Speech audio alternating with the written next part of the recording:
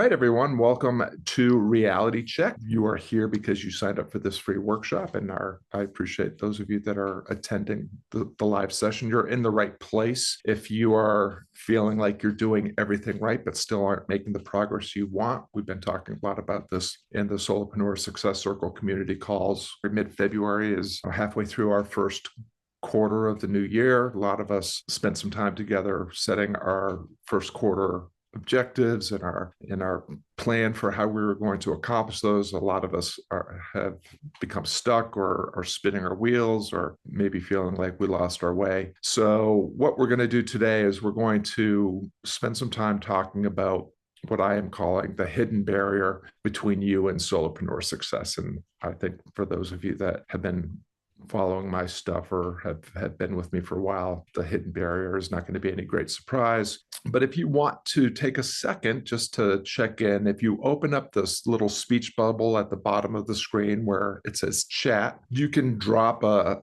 emoji, a fire emoji, or you can just put in a ready, or you can put in the number 1 if you feel like you're ready to take an honest look at what is holding you back from making the kind of progress that you would like to make. And just to check in with everybody, see if we're all on the same page and ready to go. We have some ones, we have some yeses, we have yeses and ones. That's fantastic. So everybody's on board. That's fantastic. And now, if you wouldn't mind also quickly just put in, if you have an idea of what is holding you back right now, keeping you from making the kind of progress you would like with it can be your quarterly objective, it could be an overall business priority of the moment, but what is it that you feel is holding you back now?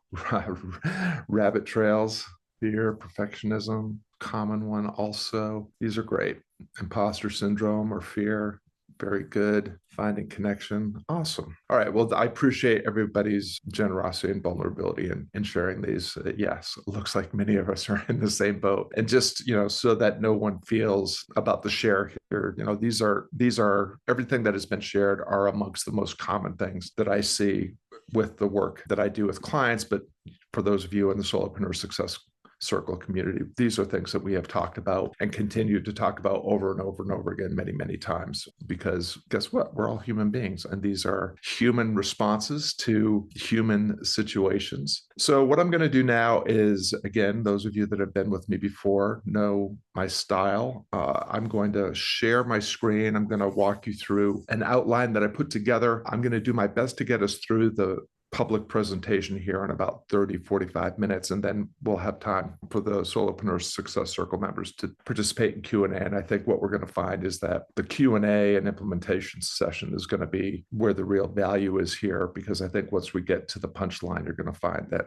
there's no big surprise as to what it is that might be holding you back. So with that, let's go ahead and I will share my screen. Okay, so the first thing that we want to do is kind of identify our stuck point. Why is it that we're stuck? What is it that is frequently the main cause of keeping a solopreneur feeling like they are trapped or stuck? And one of those things is what I call the illusion of progress. As solopreneurs, we have at some point defined that there is this thing that we can do that is, maybe I like to call it the difference that only we can make in the way that only we can make it. And we've decided that it would be a brilliant idea to build a business around this. Now, this might be a side hustle type of thing that you're doing alongside of another career or another job, or maybe it's something that you're doing alongside your duties as a parent or as a student or what have you. And what ends up happening is that you start your business because you know that there's this talent that you have, this thing that you're really good at, and that it feels like a sound business idea to build, or sounds like a great idea to build this business around it. And then you get into the business stuff, right? Now it's marketing and it's sales and it's administration, it's fulfillment and dealing with customer or client questions and so forth.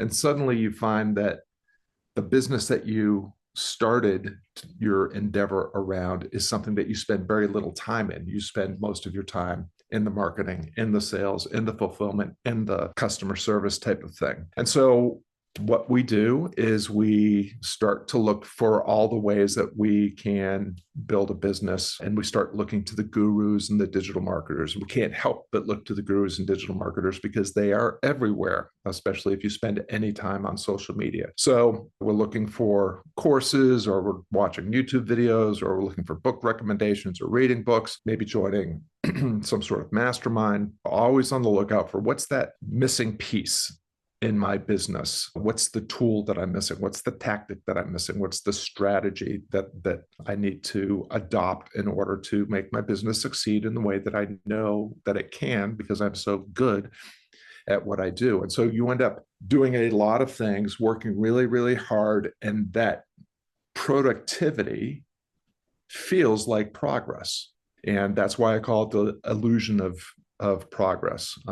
Those of you that Penny is one, I think Jackie, you and I were in some workshops together back in the Akimbo days, way back in Alt MBA 6.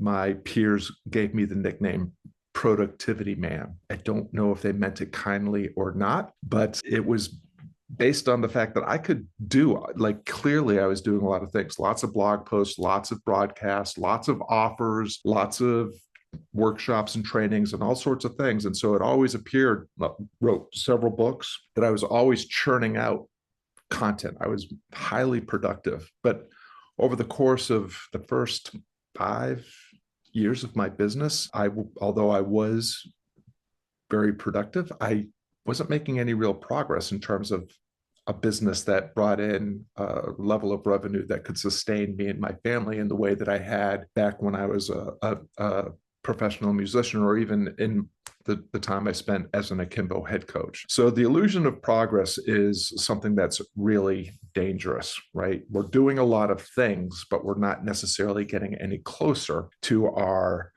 dream, the solopreneur dream of building a business that funds and fits around our ideal lifestyle. So what I want you to consider here is asking yourself, what do you think is holding you back? Is it not enough time? Is it not enough money to invest in the things that you think you need? Is it that you don't have an effective strategy? Do you feel like there's some sort of tactical element that you're missing? Or is there, some sort of specific tool that you need to acquire, or that you're unaware of, but know that there is something out there that can fill this need? And so if you want to open up that chat bubble again, if it's any of those things that you think is kind of the source of your being stuck or held back, I would love to hear what you have to say. So Jennifer says tactics, mindset, tools, not analyzing my list and actually reaching out to leads. And that's based on some work that we've done together. Strategies is what Penny says. So these are, this is great, because this is, again, very, very common for any of these things to be seen as like, it always feels like we need to fix something that's not quite working as optimally as we would like, or that we must just be missing one thing, which is why we go into addition mode. Like, I'm doing everything I'm supposed to do. I must be missing an Instagram strategy or a YouTube channel, or maybe I need a podcast, or maybe I should listen to the guru that tells me I need to write a book. Maybe I need to create an online course. And so, we're always in search for this, I call it the missing piece. But what if I told you that none of those things is actually your biggest constraint? That is where we get into what I call the 3 sins of solopreneurship. So those of you that have purchased or now you can get a free copy of the Close the Gap handbook. This is my manual for defining the 3 things that have to be done right enough for you to build a business that is both fulfilling, but also funds and fits your ideal lifestyle. And what I have found is that these 3 sins, these come from Dr. Jeff Spencer, who is a partner in the Arena Catalyst program. For those that don't know Dr. Jeff Spencer, he is a performance coach. He has been the performance coach for Lance Armstrong and the American Tour de France team. He has been Tiger Woods's performance coach. He has been U2's performance coach. I mean, he is a very well-known and highly respected performance coach. And he says that the 3 sins are dull, distracted, or delusional. Dull, just putting it into a solopreneur context. We wake up every day and do exactly what we did yesterday without any evidence or experience or data, logic, or reasoning that it's working. But we just wake up every morning, open up, answer the emails, create content for social media, surf around for some digital marketer guru's latest gimmick or tactic or tool or what have you. So dullness is something that we're all very, very prone to as solopreneurs. Distracted is, we all experience this. If you are on social media and you have drunk the Kool-Aid that you have to have social media is how you're going to get new prospects and new leads. But then, of course, in addition to all the time that it takes to post content on social media, you find yourself going down the rabbit holes of other people's content, or listening to the gurus and digital marketers, or maybe you've bought into some sort of direct messaging strategy on Facebook or LinkedIn, and you're spending time on social media having inane conversations with people that will probably never buy anything from you.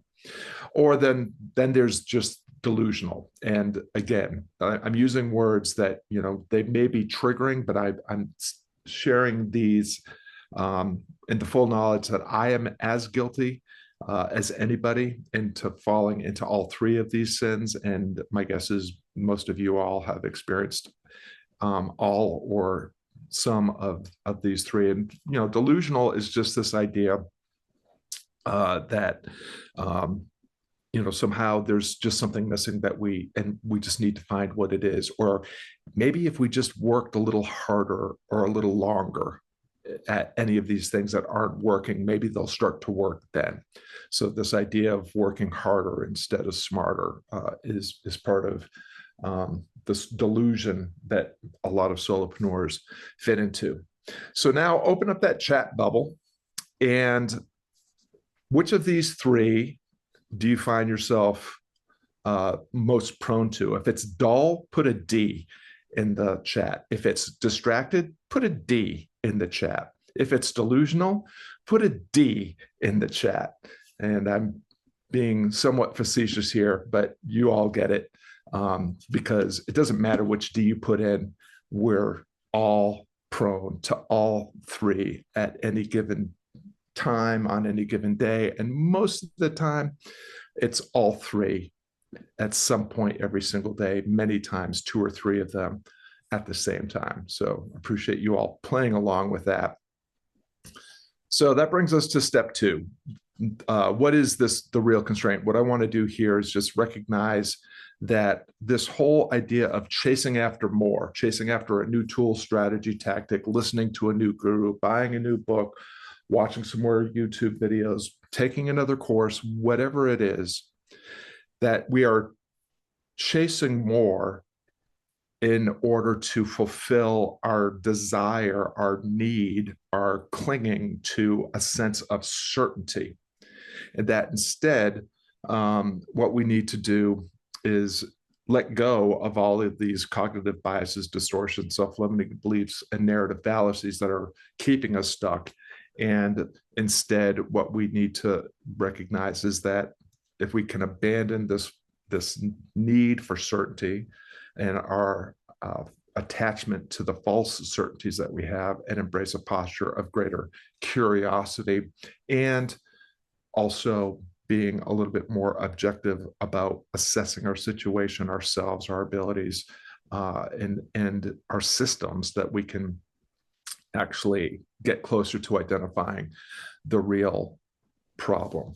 So many of you have heard me share this quote from Virginia Satir. She is a family psychologist. She especially specializes in juvenile psychology, working with teens and preteens.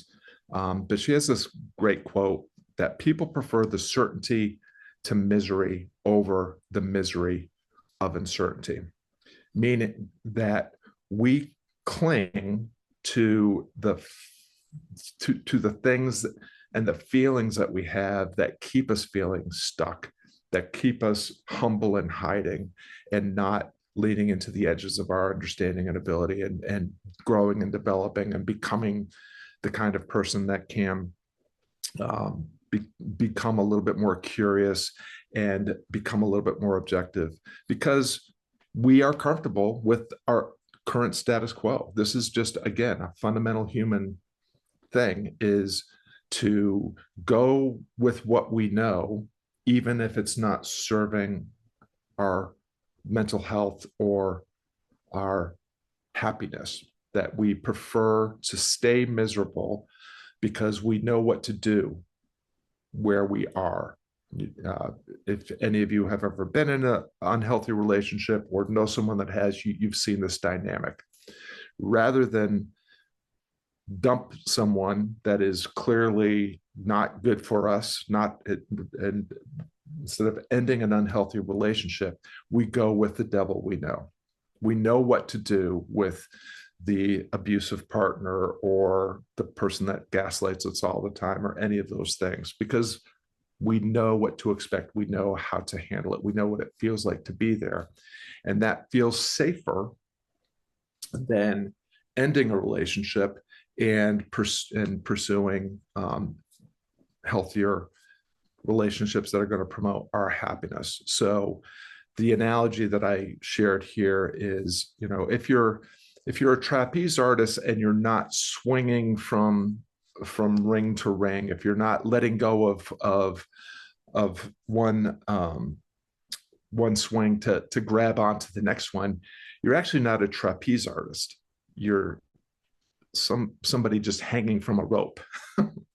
And it can feel safe to just hang on to the rope that you're on, as opposed to swinging for the next bar and grabbing onto what's next. But that's the kind of transformational inflection point that we're all at. We have to be willing to let go of the tools, tactics, strategy, mindsets, behaviors, beliefs that are keeping us stuck where we are, and start to create or support or practice the behaviors that will help us develop the mindset that will help us make real progress towards our solopreneur objectives, and achieve our priorities. So the reframe here is, what if uncertainty wasn't something to fear, but something to harness, right? And so at the beginning of this workshop, some of you talked about imposter syndrome and fear, overthinking, overworking, perfectionism.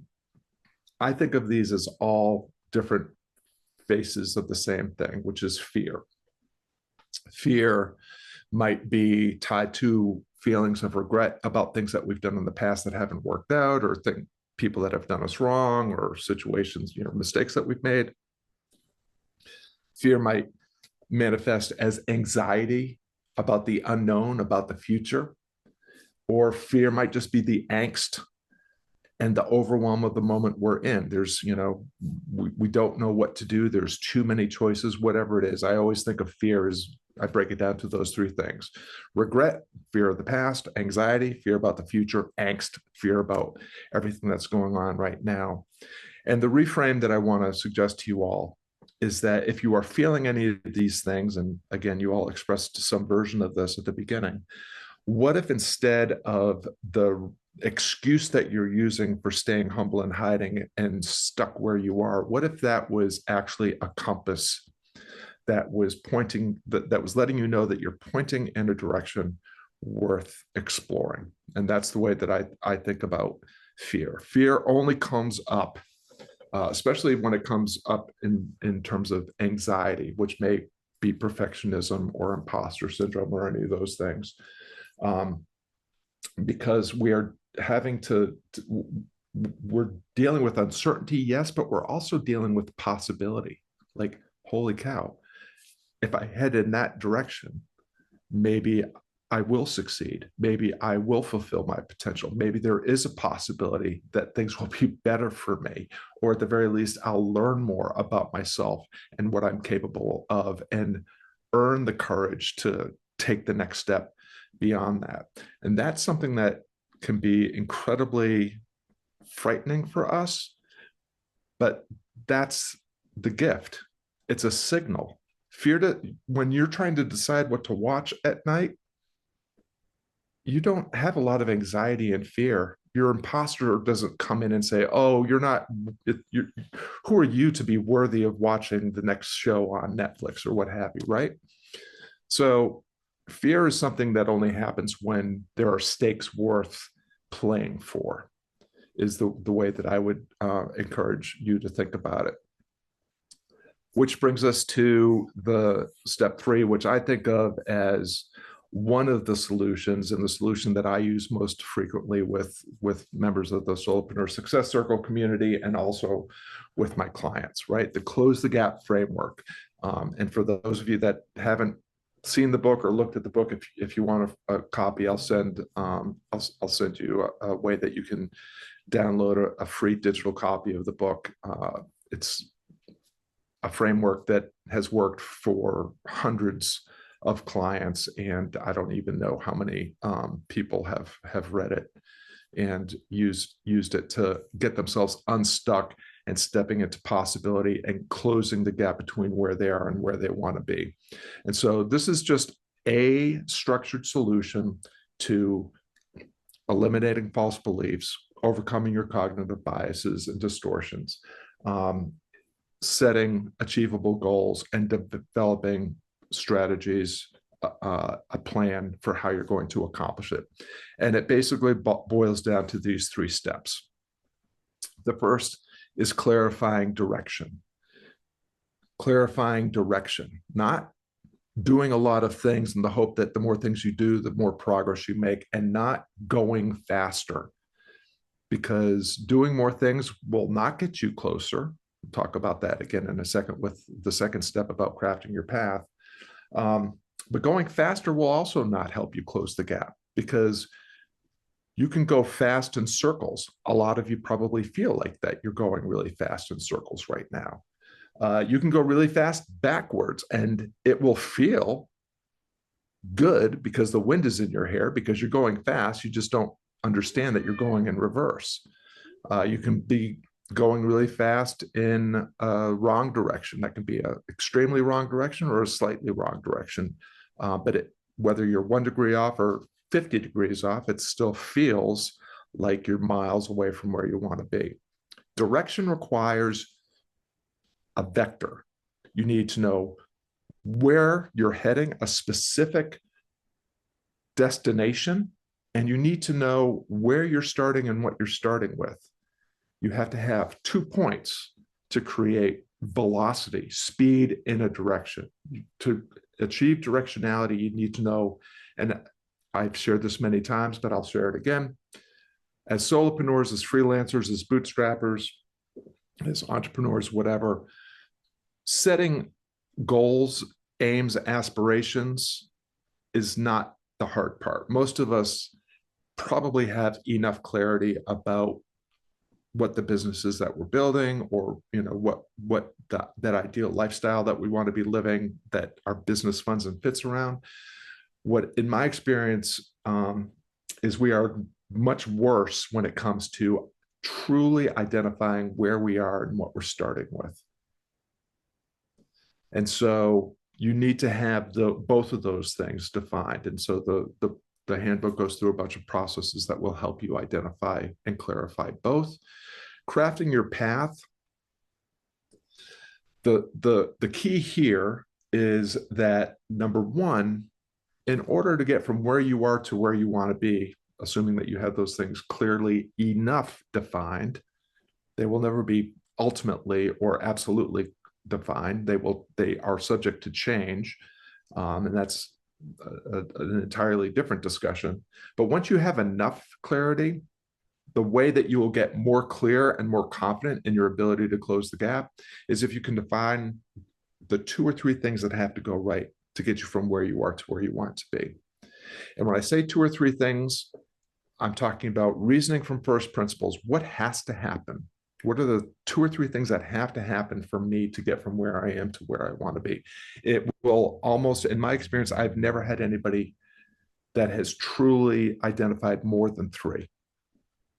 If you're a solopreneur, basically all you need to succeed is you need to have an irresistible offer, an eager audience, and some sort of marketing sales strategy to put that offer in front of that audience. You need those three things. Again, most of us probably have some clarity about the offer. Most of us have some clarity about the audience. What's hanging us up is the marketing and the sales strategy is way over bloated. We're doing way too many things. And what we need to do is clear the cruft, get rid of all the things that are unnecessary, and concentrate on the one or two things that we need to do, leveraging the resources and assets that we already have. And that's the other part about crafting your path, is it doesn't require that you take a new course or join a new coaching program or a mastermind or start a new marketing channel. If you have been in business for any amount of time, you've already proven that you can sell a thing. You've already demonstrated that you can get a result. And so it's identifying, we talk about this quite a bit in the community, like look in the rearview mirror, what worked in the past, do more of that, optimize what's already worked.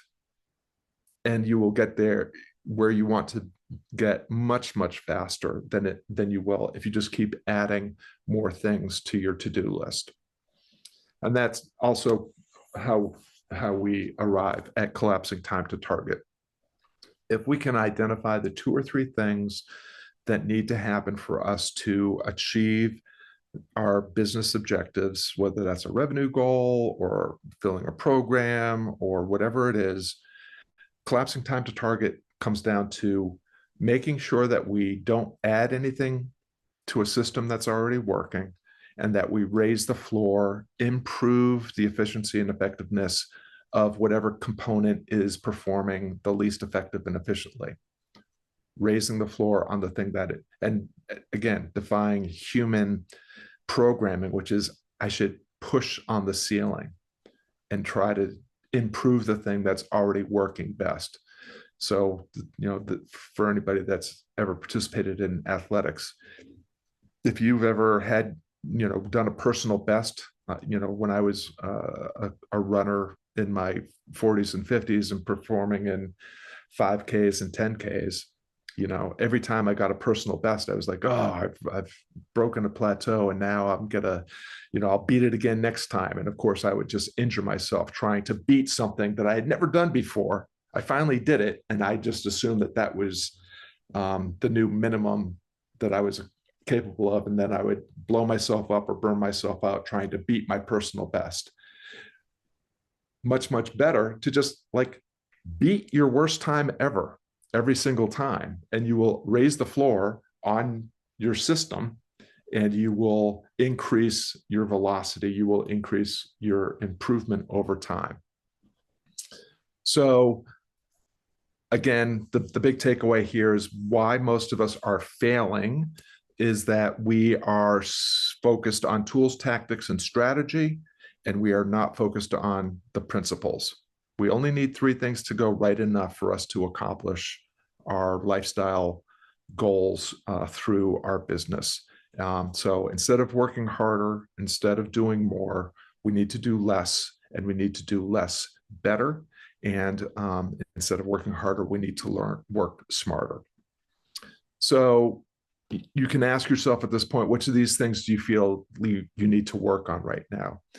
I would suggest that they should be done in order. If you don't know exactly where you're starting from and what you're starting with, or exactly where you're heading, get your vector set first. That's the first thing. If you have directionality, then you need to know what are the 2 or 3 things that have to go right. And you need to do an audit of all the things that you're doing, because you're going to have to get rid of some of those things. And if you already have your path crafted and your directionality established, then you can start to work on optimizing your time to target. But you need to make sure that you are clear enough on all of those things in that order, right? I often say being a solopreneur, being a successful solopreneur is mostly about doing the right things at the right time in the right order. So that would be my suggested order. All right, so the shift that we're searching for here and again, I read about this in the book, is the shift from falling prey to the three sins of solopreneurship to cultivating the three virtues of solopreneurship.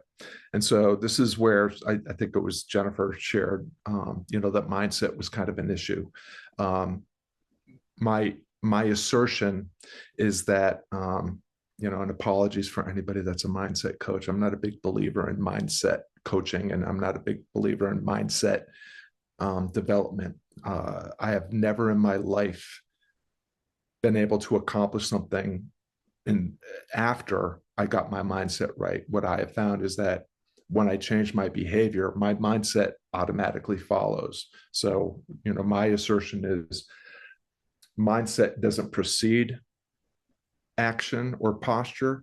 Posture informs mindset. If you build better habits, then you will build a better mindset as a side effect of building better habits. By doing the thing, you become the thing, is my assertion.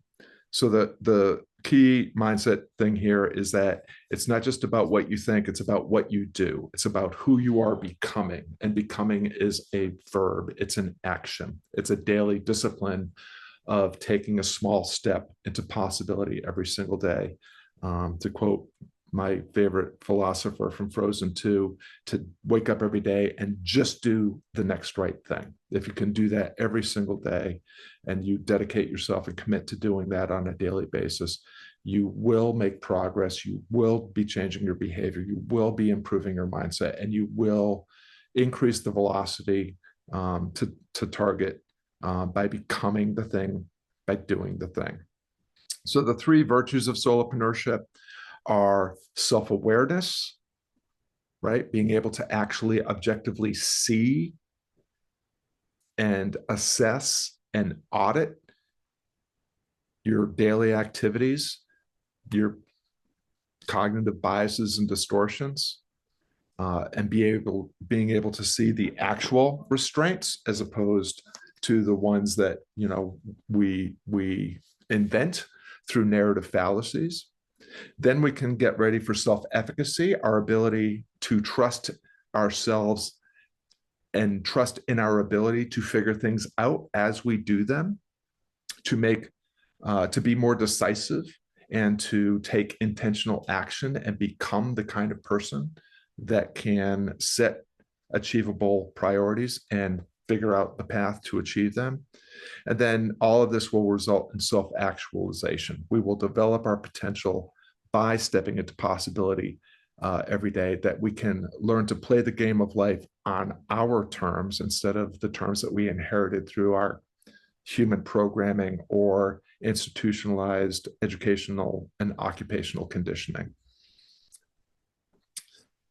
And then this idea, so at the end of every single Akimbo workshop during the commencement, my parting words were, hey, congratulations, you just crossed the finish line. The workshop is over.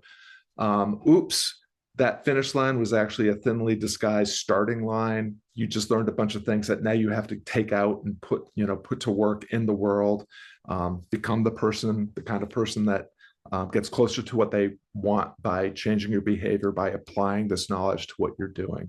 So this idea, I think that purpose is an emergent property, that, what we are meant to do, supposed to do, what destiny is calling us to do, however you want to frame it, what life is calling you to, what your sacred duty is, however you frame your purpose, that is something that emerges by stepping into possibility every single day. It's not something that's inside you that you have to spend a lot of time meditating on and excavating so that you can do something with it. And it's not something out there in the world, out in the wilderness, that you have to hunt down and find before you can do something with it.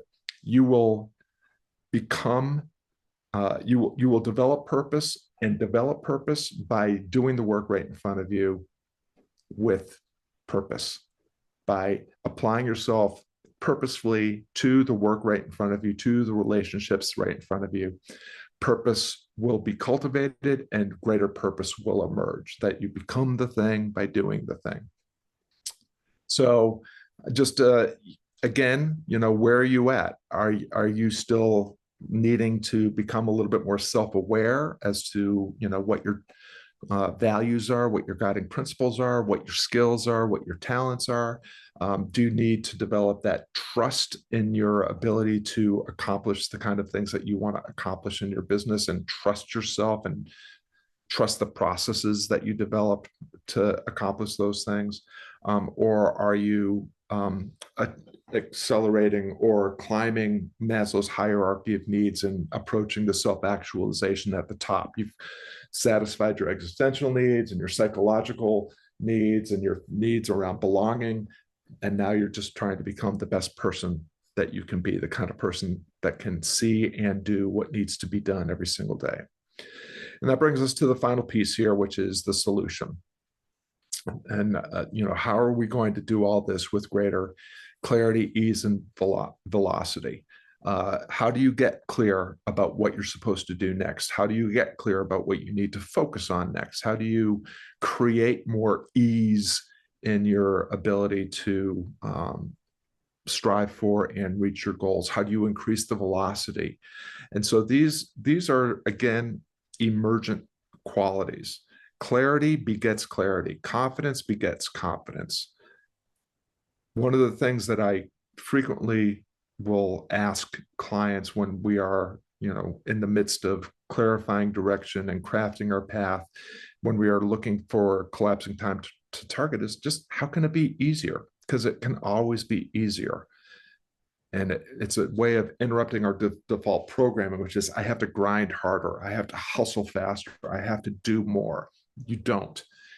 The hardest thing for me in the development of my business is as I achieve more and more free time in my day, as I distill things down to the 2 or 3 things that I need to do, and have increased the amount of slack and free time and, the reserves of time, attention, money, and effort, is to not try to just fill them up with things that are unnecessary. So, it all to say that none of this work ever really ends. The hardest part in many ways is when you start to get some success in your business, when you have less anxiety around raising revenue, when you have more time, when you have more revenue, when you have more attention, is making sure that you don't that you don't waste it on things that aren't going to serve you, that don't serve your health and happiness. So the punchline for what's really holding you back is, most of us spend all of our time looking out the window. It's got to be the economy. It's got to be the political situation. It's got to be, I live in too small a town. Or I live in too big a town and there's too much competition. I can't work today because it's raining outside. I can't, we're always looking out the window for the reason for why we're not succeeding.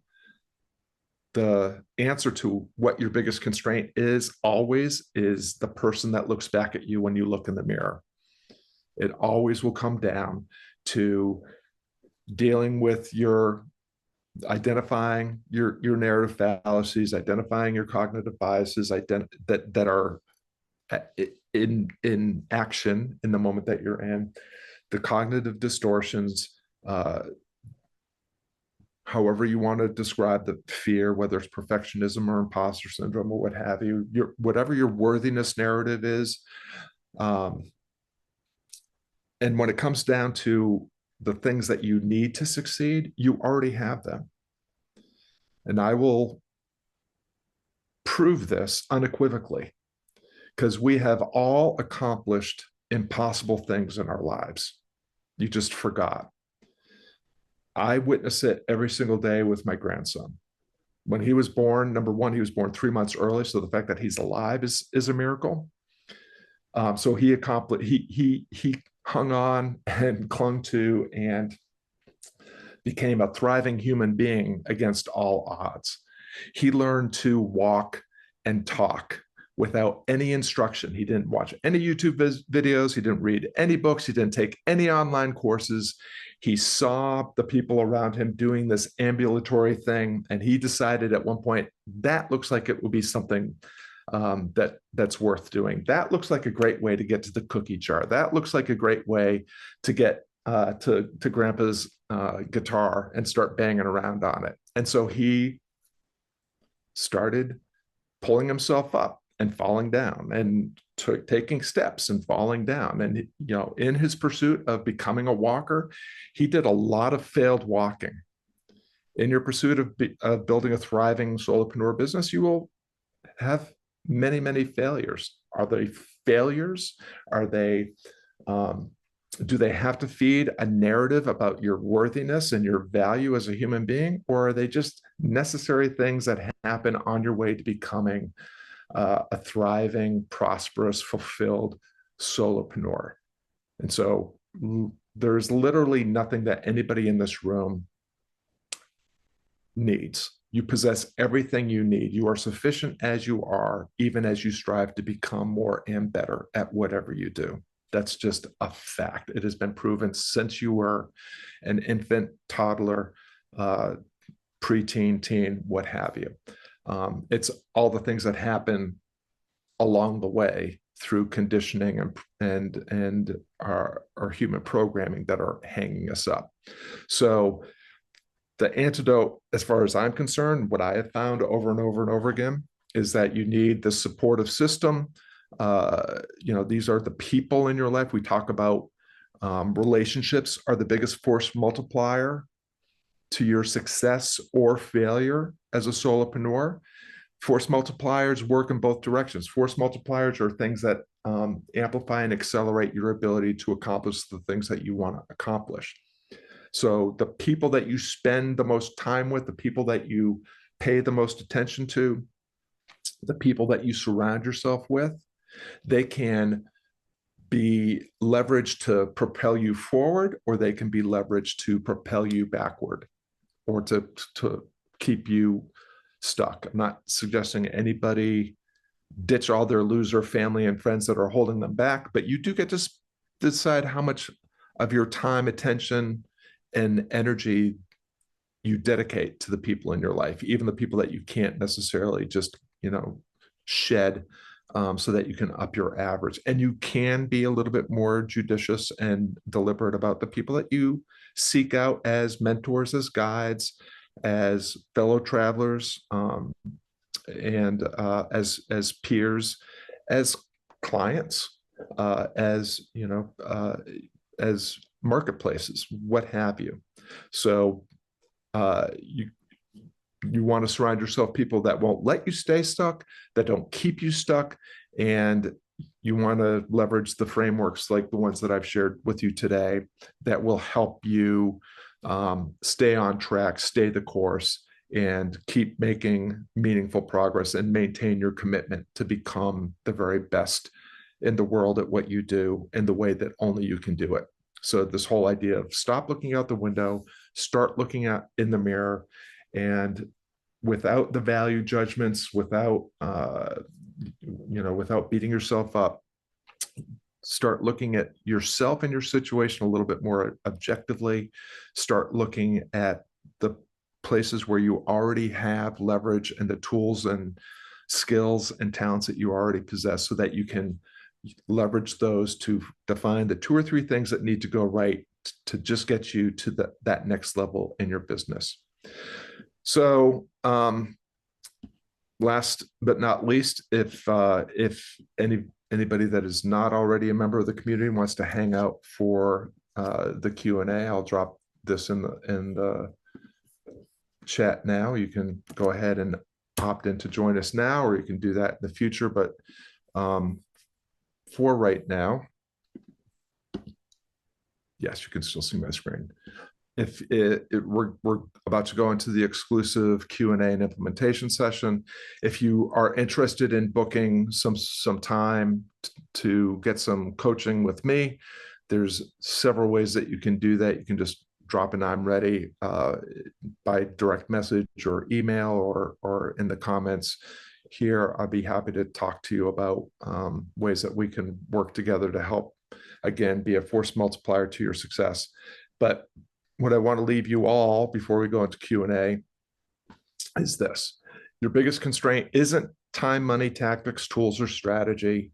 It's settling for the way things are and the way that you are, because we all are prone to fall into the identity trap and to cling to the status quo, even when these identities and the status quo is not serving us, and that you already possess everything that you need. And the fastest way to get real results is to develop the relationships and execute on the concepts, the principles, and the strategies that will get you exploring the edges of your understanding and ability and stepping into possibility, developing your potential and moving forward. And again, the best way that I know to do that is to find a supportive community and some mentors or guides that can help you get there. And with that, we're going to move on into the Q&A. So for everyone that's still here, how was that? We did about 45 minutes. Was that good? Was that just okay? Or Scott, what the hell are you talking about? Okay, looks like we got mostly thumbs up. Yeah, I can. I've got plenty of time, so hang out for as long as you want to hang out. I'm going to hang out until the last person falls to the ground. But questions, implementation help, reflections, comments. How can I help you?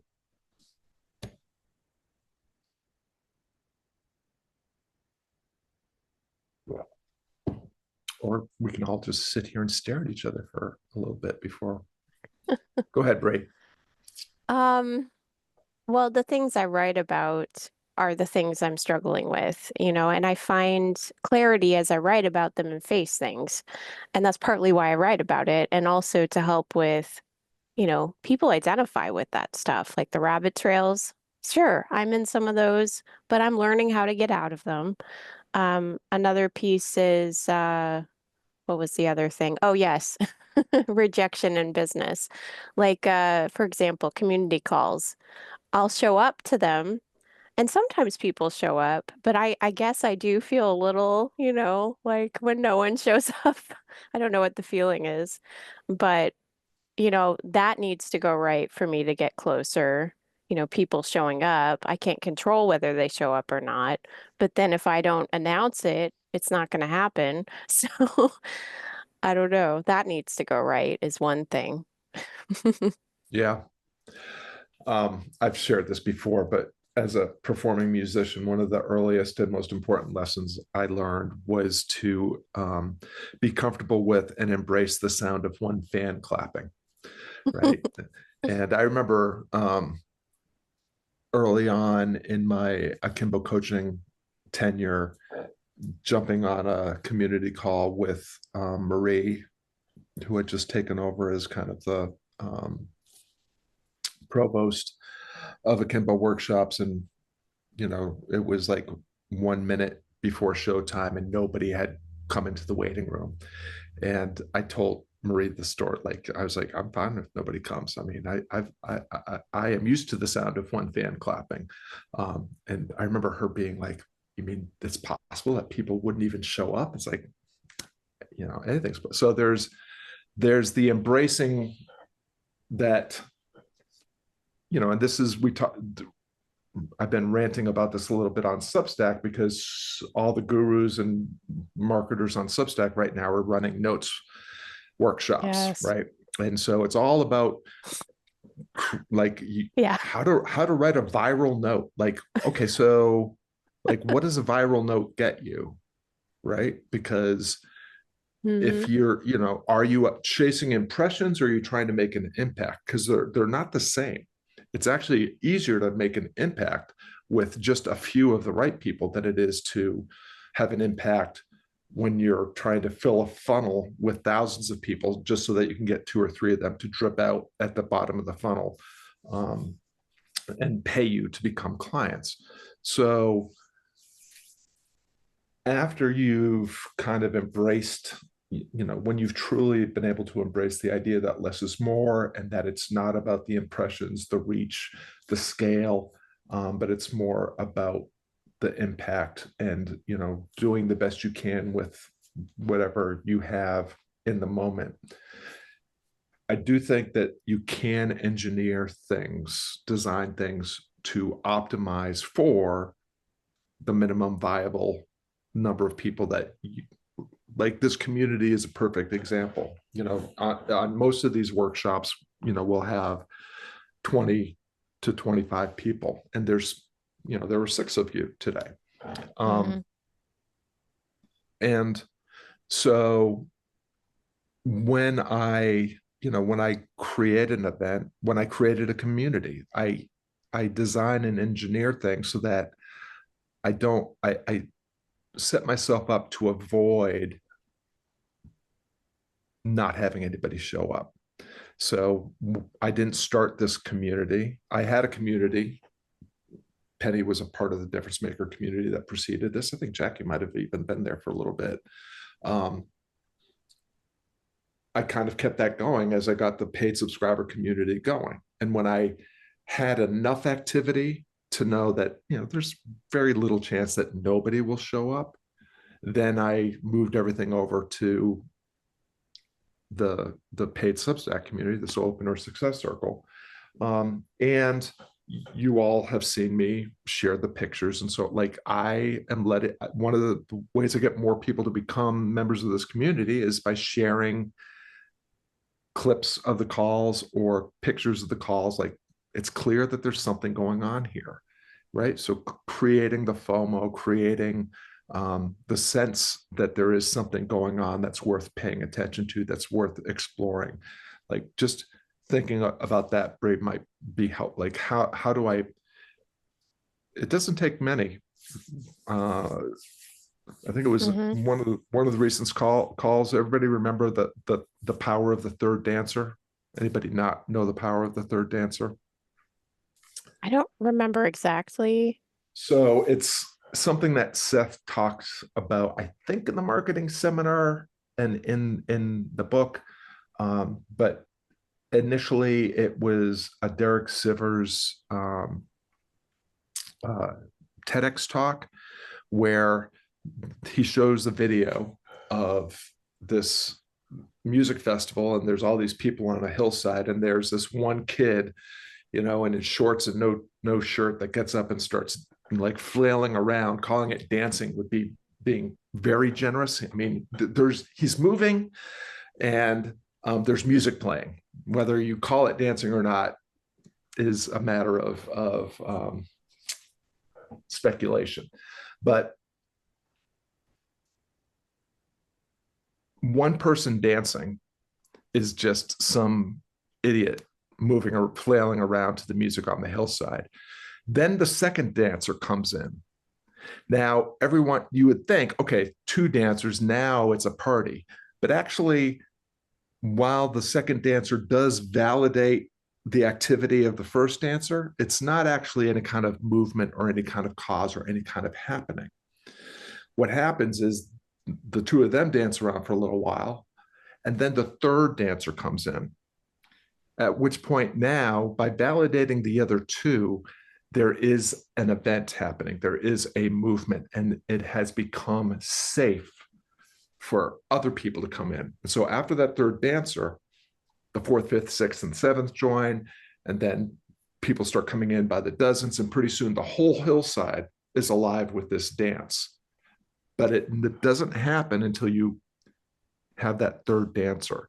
And so I love that metaphor when I'm thinking about events, when I'm thinking about communities, when I'm thinking about hosting anything. It's like I have to make sure that I'm not one lone lunatic dancing in a Zoom room, and that it's not just 2 lone lunatics. And Penny has been there, right? Penny, in the early days of the difference maker community, it was me and Penny. But I won. Oh, it was Penny got some of the cheapest one-on-one coaching I've ever offered on those calls, right? But Oh yeah. Just thinking about how can I design, how can I engineer, how can I strategize to make the thing actually be happening even before the people come in. That's the way I would kind of encourage you to think about it. That's why I think it's also like with any kind of group coaching program. And if you look at the way I design a lot of my programs, it's like I always go after one-on-one clients first. Number one, it's a higher paying gig, so I'm creating viability and sustainability from a revenue point of view. People generally, Seth would argue that I know that Seth has talked about the power of starting with a group coaching model. In my experience, the group is the second piece, that not just from a financial point of view, but also just in terms of it's hard for people to show up in a group, especially if it's a group of strangers, and be like share in the way that's necessary to share for real change to happen. But if I can get half a dozen one-on-one clients, I can then say, oh, guess what? We're also going to do a group call on Wednesdays at 1:00. And now it's an unannounced feature benefit of the program that feels like this huge extra bonus to everyone that's already in it. And I've created the group that I can get other people. Now I can get other people to pay just for the group, and they can come in at a lower ticket, lower impact on my time, attention, and effort offer, and I can upgrade them to one-on-one coaching. So again, strategically, how right thing, right time, right sequence. That's so good. Thank you. Yeah, you're very welcome. What else we got? So I wanted to say that sometimes when we have our expectations, it's like an illusion, because we are measuring to things that we haven't done before. So then when we set our goals, if we haven't done it before, then we're going to practically set to fail. And that's something that it took me like few months to learn. I didn't understand that. So also the mastery, like you were talking about your grandson, mastery, we tend to, I guess, is also an illusion, because we think that there is no failure. Okay, we're going to master something and there is no failure. And my daughter is a musician, and I noticed that she just practiced her songs over and over and over. And I don't see that she's saying, oh, I need to learn this song in one sitting. And I ask her, so would you sit there for 10 hours and you're going to learn the last song faster? And she knows she's not. So then I think that that I'm not a musician, I tend to have these illusions and these and I think wrong expectations. That's my thing. Yeah, well, there's a lot of good things. Some threads to pull on, Emma. One is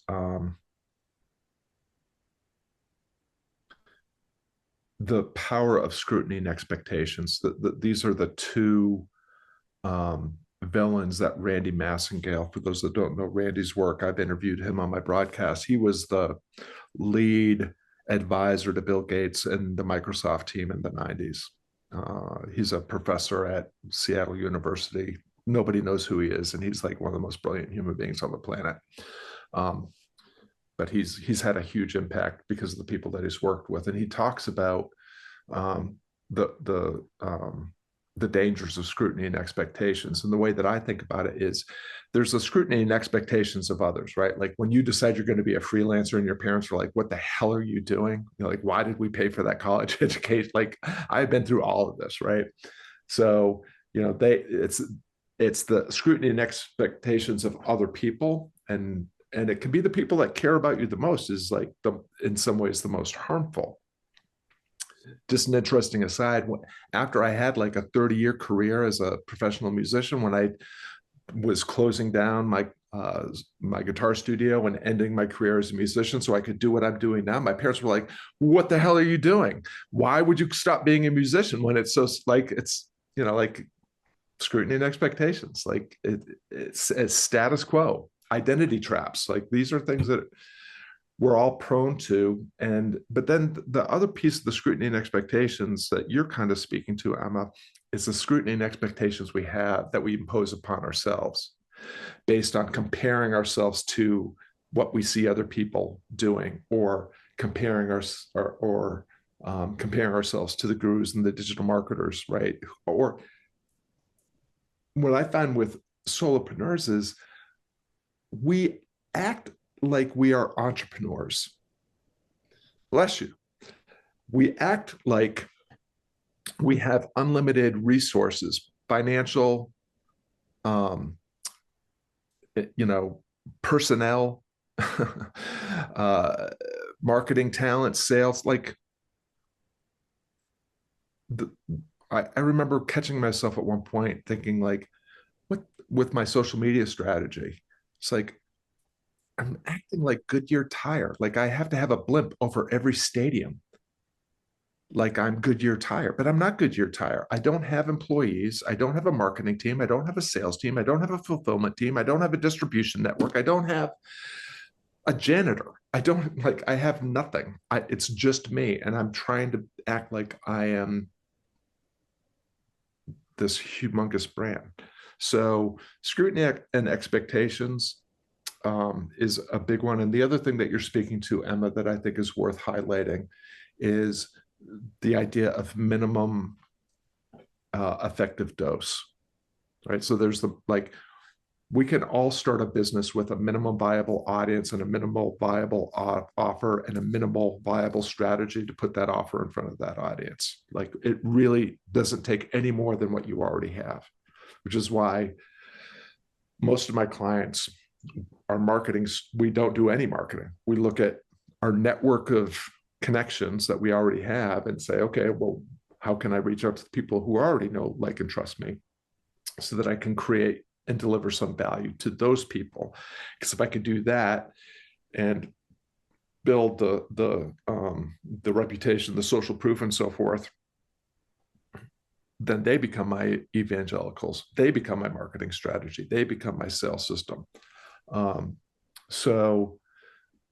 But minimum effective dose is this idea, and we talked about this in the barbell, right? The Seneca's barbell. Like if we're in explore mode, yeah, we're trying a bunch of things. And the whole point is to not just keep adding more things that we're trying, but, explore a possibility, an option, experiment with something that we have some sort of instinct or intuition will become a viable enterprise. And once we prove viability, move it all the way over to a sustainable, profitable thing, and then reduce it to the minimum amount of time, attention, money, and effort it takes to continue to bring in results. And we forget that it really doesn't take that much. It takes a very little minimum effective dose to keep something that, once the flywheel has started turning, it doesn't take much to keep it turning. It takes a lot to get it to turn. So just remembering, it's true of being a musician. Like practicing for 10 hours a day is not a great way to become a better musician. If you can effectively practice for 30 minutes to an hour a day, you will become a better musician faster and add more to your repertoire. And that just gives you more time and attention and energy to do the other things that are necessary to have a music career. So just a couple of things that came to my mind as you were sharing all that, Emma. I appreciate it. What else we got? I can share something that I have just had the worst time about trusting myself, I think. Putting out this new idea, most of the time people oh, that's nice, but there wasn't any awareness that it could help them. And it was making me more just not trusting myself. So I tried something this week to break that. I took some training in improv. Wow. And I met this woman and she did it online. So it was easy, even though she lives here near me and we are becoming friends. And I think her work can actually help fundraisers, but because I always put in my mind what I'm going to say, which is what you say to be more open and that. And in this improv, I couldn't prepare for what I was. There was another woman in the class, so there were two of us. And it was so funny because I came up with better responses when I just responded. And it was like, there's so much inside us, which is, you've told me that a million times, but I never trusted it. So I'm going to continue to do that a little bit to see, because when I went out, when I had several conversations, I attended a meeting with fundraisers, I mentored this fundraiser. It was all so much easier. Just one of those improv trainings. So I don't know, but that's what I found. It's like Well, I had to break a wall. I just couldn't do it by myself. And I couldn't figure it out until this popped up in my life. I said, I'm going to try that. do you remember what my favorite Goethe quote is, Penny? Not right off the You've heard me say it a million I'm times. sure. As soon as you trust yourself, you will know how to live. And I Yeah. think that is one of the most profound things I have ever heard, because it just never ends, right? But it is ultimately the truth. And I've tried to convey this in the past with you all. I was really super lucky in my transition from music into what I'm doing now, in that I had that experience working with Seth at Akimbo, and being a head coach and coaching every day, and holding calls like this every week and so forth.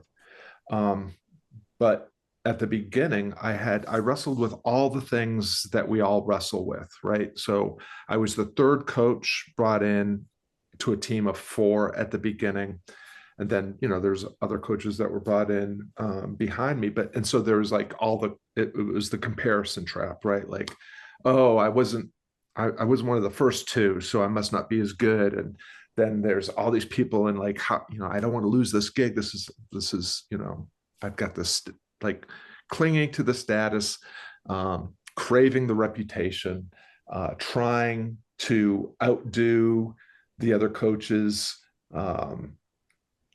all the things that we're all prone to. And I remember, I was absolutely miserable for the first 2 sessions of the marketing seminar that I coached in. And I just remember there was a moment where I was just like, I'm supposed to work an hour a day. I'm working 4 hours a day. I'm trying to comment on everybody's stuff. I'm trying to I'm doing like these bullet pointed assessments of everything they've written. And it's just unsustainable. And I can't do this anymore. And so I started to just adopt this new way of approaching it, where I put guardrails. Like, I'm only allowing myself 90 minutes a day in the workshop, an hour in the morning, a half hour in the evening, period. And by putting in that constraint, it forced me to, as I went through student work, I only had time to like glance, like to really just scan.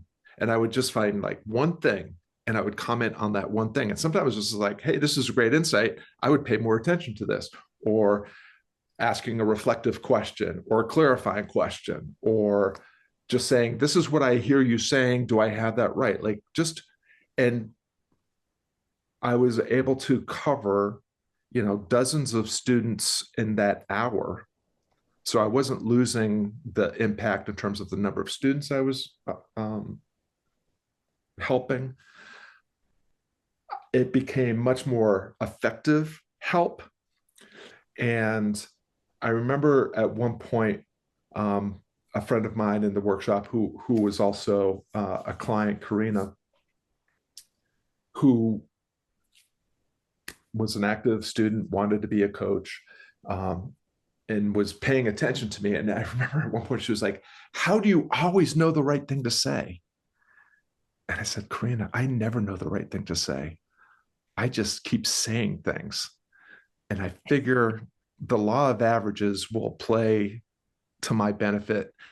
And on those rare instances where I say something wrong or it's interpreted in a way that, is triggering or harmful or whatever, I can always apologize. And like I can fix it afterwards."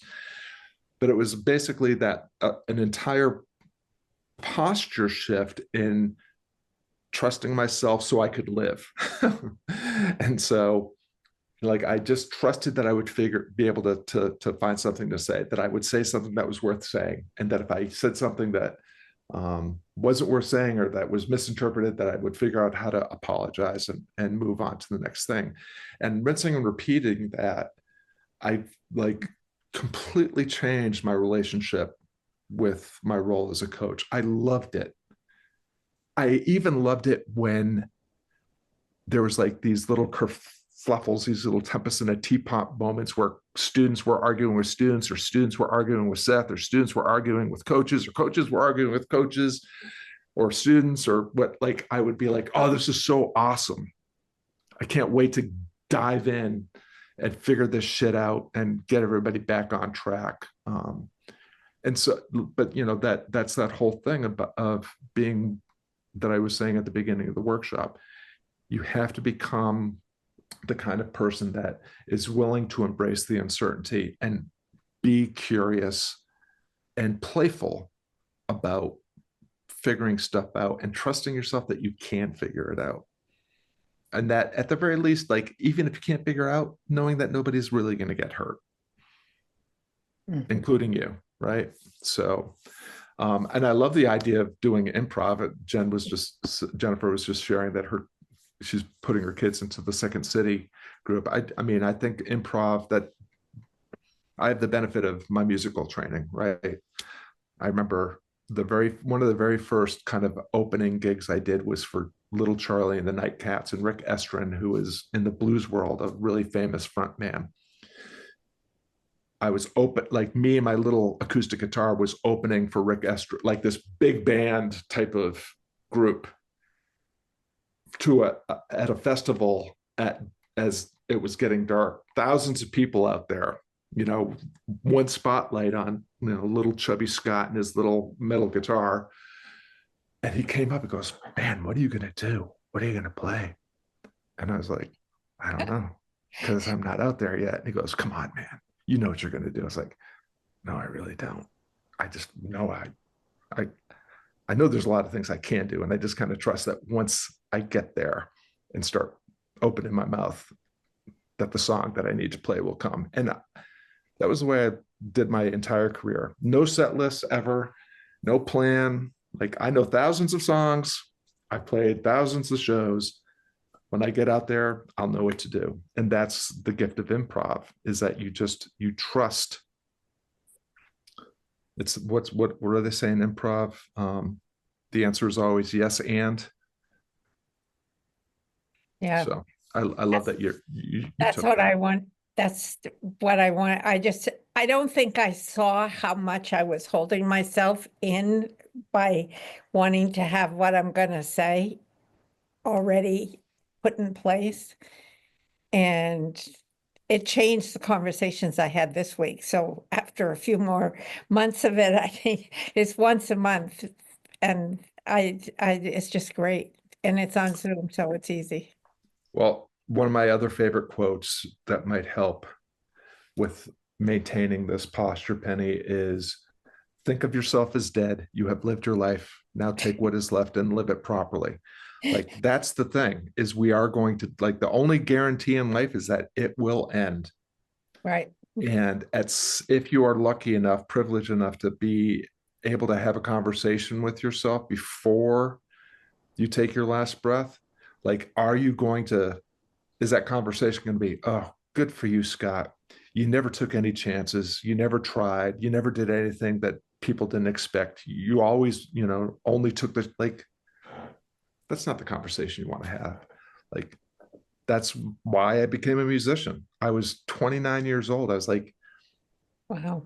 I had one kid, and it was like, I'm going to have a career and do what my dad did, and probably develop all the all the bad habits my dad did, or I'm going to like take a chance on this thing that I just had this burning need to try, just so that I don't die never having tried it. And I remember the conversation with my wife was, I just want to try this. And if I can make enough tonight to do it again tomorrow night, I just want to know it's okay for me to continue doing that. And I promise that if I ever reach the point where I can't afford to do it again the next night, I'll get myself another teaching gig. I'll get myself a real job and take care of what I need to take care of. And I made enough every single night to do it again the next night for 30 years.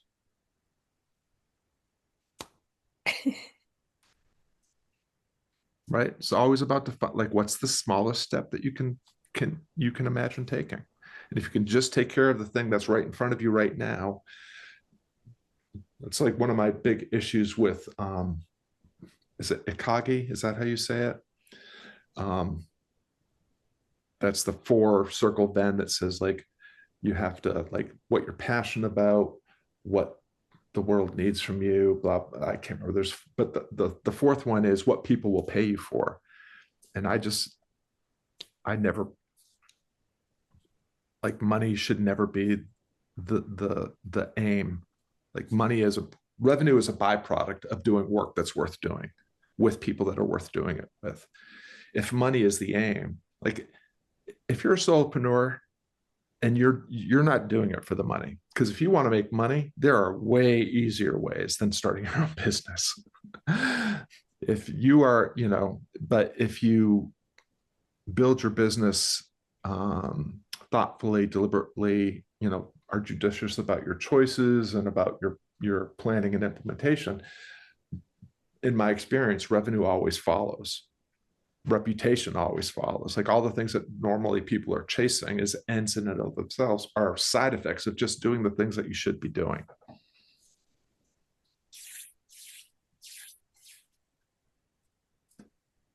I did want to comment just on one thing that, good to have you with us, Jackie. Jennifer put in the chat this idea of people feeling safe. And I think I just want to highlight that, because it's true of you, and it's true of the people that you want to work with. The fundamental, like, anybody that can afford the technology to be on this call, really, number one, you're not experiencing any existential threats to your existence. Food, clothing, and shelter is not a problem. Access to resources is not a problem. In Maslow's hierarchy, after you take care of your existential needs for food, clothing, and shelter, the next need in the hierarchy of needs is security, safety. What's interesting about that is that it doesn't, like, at any stage up the hierarchy subsequently, we're still always answering the question, am I going to be okay? And that is something that you have to wrestle with yourselves every day, but it's also like, when you are marketing, when you are selling, when you're creating an offer, creating a community, whatever. The fundamental question the people on the receiving end are asking is this safe? And a lot of the times we think it's, they don't trust me. And that can obviously be true depending on how familiar the marketplace or your audience is with who you are and what you do and your reliability and all that. But most of the time, it's actually the real issue is that it's not that they don't think you'll deliver, and it's not that they don't think that it'll work. It's they don't think it'll work for them. They're actually dealing with their worthiness narrative. I've told the story many times about working with a woman that was a yoga instructor that just was having a really difficult time getting enough people. Her market was primarily women and primarily mothers. Some of them professionals and some of them full-time moms, but she was really struggling.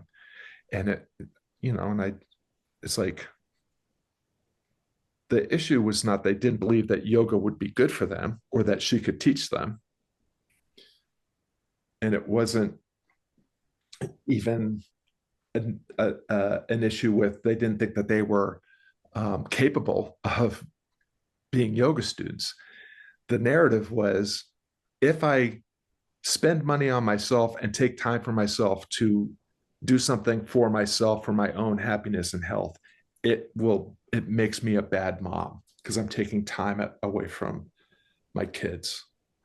And so once you identify the false belief beneath the false belief, then you can address that. Like, how do you make it clear to them that actually by taking an hour a day, 3 days a week for themselves, they'll be more energetic, more present, and more be a better influence with their kids all the other hours of the day of their existence. But if what the mindset that most sales and marketing people go into is, you got to identify and blast through all the obstacles. Like, oh, just offer daycare as part of your yoga school. It's like, that's not really, like, it's not the issue.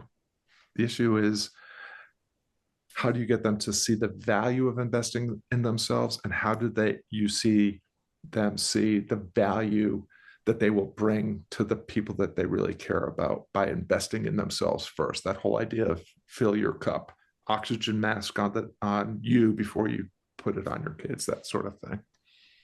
So that safety, that feeling of safety and belonging, that's like the whole thing. It's identity and belonging is always the core, at the core of the issues. When we get caught like that in something that maybe we don't understand where it came from, I mean, is it helpful to think about whether it's school, with our family, parents, siblings, what kind of things happened that taught us that in order to be safe, we needed to do this?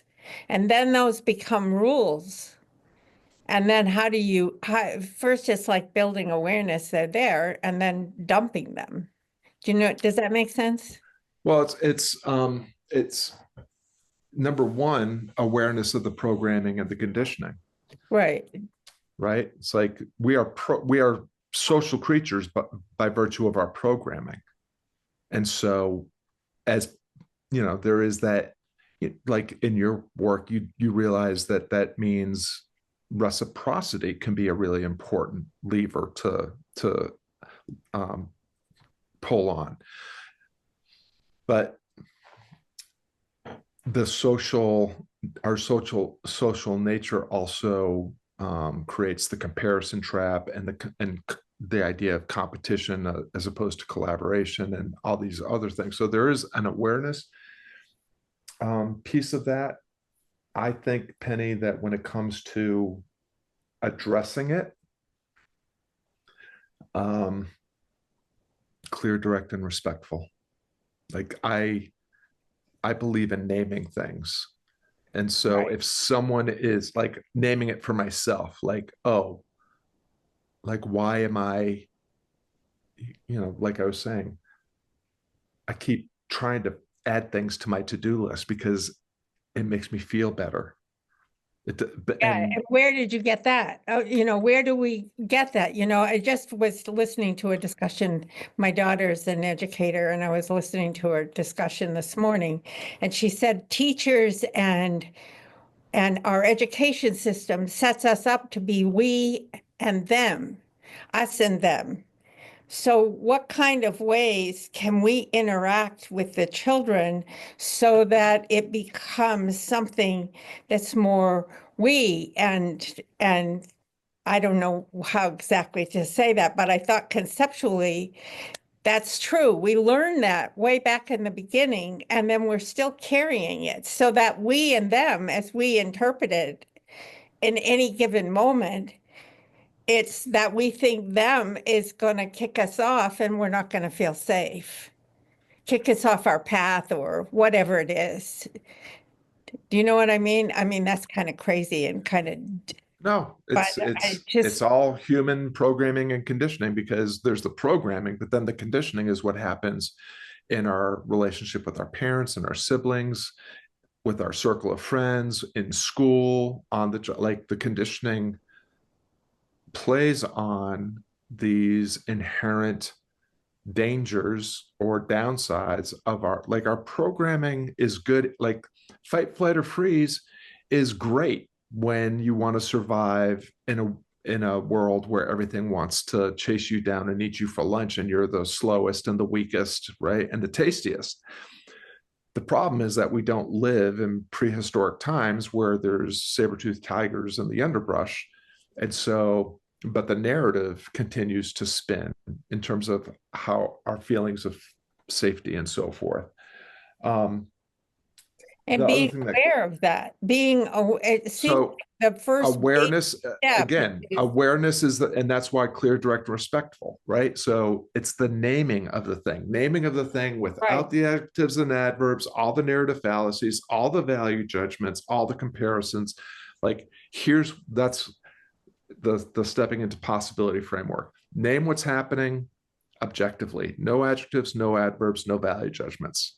I don't have enough money in my bank account to cover my bills this month. That is the problem. So once you've named what's happening, once you've noticed it and named it, then you can actually look at, how am I going to navigate this? And that's when you can look at,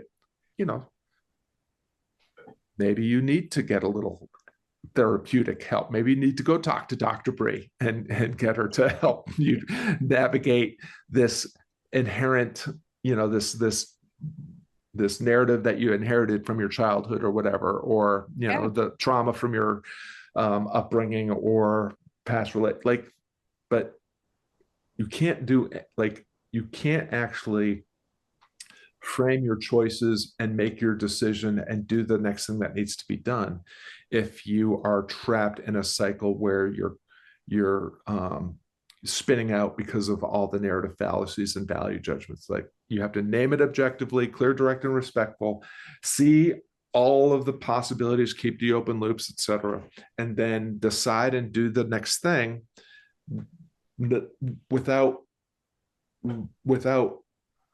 unnecessary risk, without unnecessary overinvestment of time, attention, money, and effort. That's why it's always about just nudging at the edges. Like, take the next smallest step. Because if you take a small step, you probably won't burn out. You probably won't blow yourself up. You'll put yourself in a new situation. You will have collected data. And then you can assess the data, strategize your next step, execute the next step. But at every step, it's clear, direct, like what's actually happening now. What are my choices now? Okay, what am I going to do now so that I can put myself in the next, in the next situation? And that incremental progress will lead to making decisions better and making them more instinctively and with more intuition as opposed to cognition. And you're creating this momentum, you're creating movement. And it's just like, objects in motion tend to stay in motion. Objects at rest tend to stay in rest. The whole thing is don't get stuck and don't get, don't run away in fear. Don't be humble and hiding. You have to keep yourself making. Well, I think you can do the strategies. I think it's really hard to do this, the emotional piece of it, the emotion that goes with the rules that we've learned, or, like what all of the things you're referring to, there's an emotion to that, which is, as you were calling, safety and protection, to do that. So you can have the best strategies in your head and still not be able to move out of your box. Well, but only if you are not able to and willing to pay attention to the emotion. Like emotion, again, emotions are, that's just basic human stuff. Like we have emotional reactions to situations. You cannot, like, this is the great misunderstanding about Stoicism, is Stoicism does not say to deny your emotions or suppress your emotions. It says to recognize the emotions for what they are and don't let them become sustained feelings that impede your ability to make better decisions and to make progress towards the things that actually matter. Like if someone jumps out in front of you when you're driving down the road, you're going to have an emotional reaction. You're going to, have some anxiety and fear and fright and all that kind of stuff. Like, cool, but not cool to cling to that so that, you're never willing to get in the car again. Right. So that's what, I shared this. The emotional information comes from your body, I think. A lot of it, I don't know. I listened to some of what Bree was talking about, social emotional, and one of the recent emotions always come first. And yes, they do arise in the body, and we have visceral, but that doesn't mean that you have to let them take the lead or continue to take, like, no, you don't have to. Exactly. No. And so that's the thing correct. Is the way that I think about it is I'm trying, by cultivating this feeling of equanimity, like I don't get carried away by exuberance when things are going well, and I don't get carried away by depression when things are not going well. I try to just keep this even hum. That doesn't mean that I don't have moments of anxiety, fear, where fight, flight, or freeze pops up, but I don't act upon it. I sit with it long enough to recognize what it is, why it is, thank it for showing up, and let it go so that I can get back on track as quickly as possible. And that's a skill. Equanimity is a skill. This ability to not be dragged around by your emotions and to let them become sustained feelings that impede your ability to operate in the world. But those are skills. And it ties into what I was saying about being an akimbo coach. Like, did I trust myself every single time at the beginning, when I was trying to comment in this new way? Of course not. But I just kept doing it until I proved over and over and over again that I wasn't going to die, and I wasn't going to get fired, and I wasn't going to get yelled at, and I wasn't going to hurt anybody's feelings by continuing to just do what I was doing. And then when things did, I definitely had run-ins with my boss, and I had run-ins with students, and I had run-ins with my peers on the coaching team. But it was nothing, over time, I was able to also earn the skill of navigating, those different, even more challenging moments. So it's right. One thing to deal with an actual difficulty that it is to invent a difficulty that you have to then navigate. Well, and Emma just wrote that it's also your philosophy that's part of that too.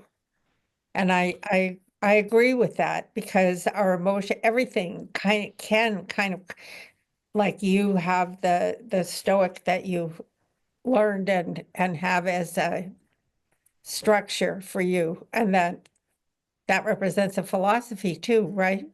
Mm-hmm. Oh, it's just it's a set of principles that I can just always, it's just a way of reminding myself over and over and over. I remind myself that all the things that we're talking about every single day, almost every moment of every day. I am navigating all of the same challenges that I'm trying to help you all notice and navigate. That's the game. All right, gang. I think that we've done plenty of good work here. I just laughed at the use of the word game. Wouldn't you call it process in this situation, or do you call it, is it a game? It's always, for me, it's all fun and game. It's all fun and games until somebody gets hurt, as we used to say to the boys, right? But to me,